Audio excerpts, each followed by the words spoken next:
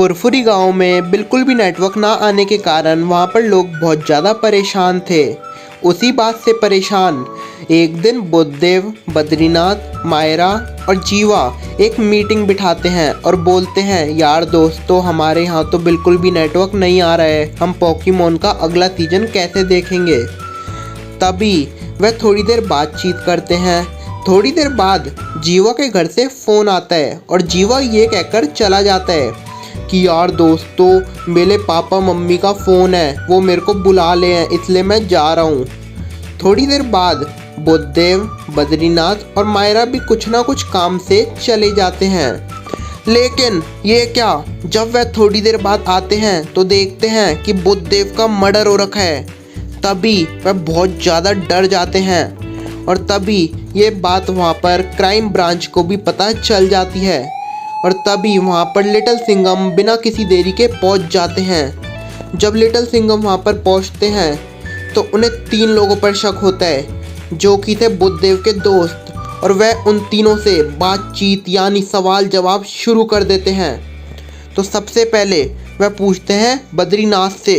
तो बद्रीनाथ बताता है, अरे सर, मैं तो अपने घर पे आलू के परांठे खा रहा था। फिर वह पूछते हैं जीवा से। तो जीवा बताता है, अरे सर, मेरे तो पापा मम्मी का फ़ोन आया था, इसलिए मैं अपने घर पे चला गया था। और फिर आखिरी में वह पूछते हैं मायरा से। तो मायरा बताती है, अरे सर, बुद्धदेव तो मेरा बहुत ही अच्छा फ्रेंड था, मुझे कुछ नहीं पता इसके बारे में।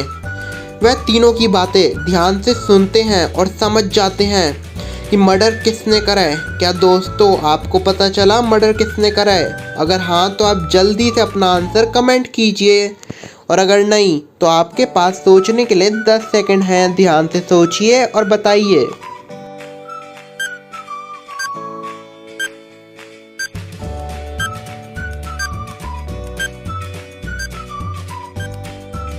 तो दोस्तों, आई होप आपने मेरा आंसर सुनने से पहले अपना आंसर कमेंट जरूर कर दिया होगा।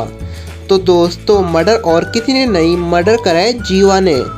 क्योंकि आपने देखा होगा कि जब वह बातचीत कर रहे थे तभी जीवा के घर से एक फ़ोन आता है।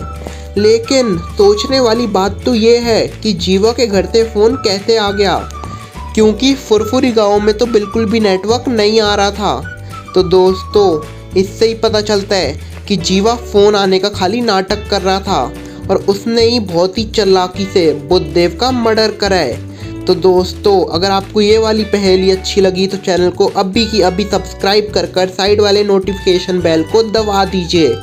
अभी जाना मत, इससे भी इंटरेस्टिंग माइंड रिडल बची हुई है। अब यार दोस्तों, आपको मेरे को यहाँ पर देखकर बताना है कि यहाँ पर ज़्यादा पागल कौन है। तो पहली जगह है मायरा, दूसरी जगह है बद्रीनाथ, कैमरामैन बद्रीनाथ, तीसरी जगह है बुद्धदेव जो कि ऑफिस जा रहा है, और चौथी जगह है बुद्धदेव का बेटा जो कि छोटा जीवा है। तो दोस्तों, क्या आप मेरे को बता सकते हैं यहाँ पर देखकर कि यहाँ पर ज़्यादा पागल कौन है? ध्यान से सोचिए और बताइए।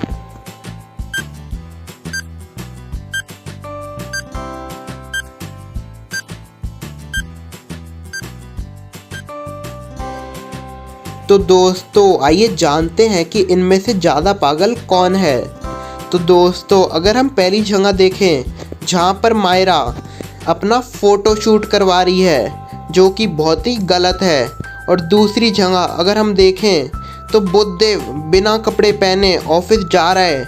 लेकिन अगर हम देखें जो बुद्धदेव का बेटा है छोटा जीवा, उसके हाथ में वह चाकू पकड़ा रहा है।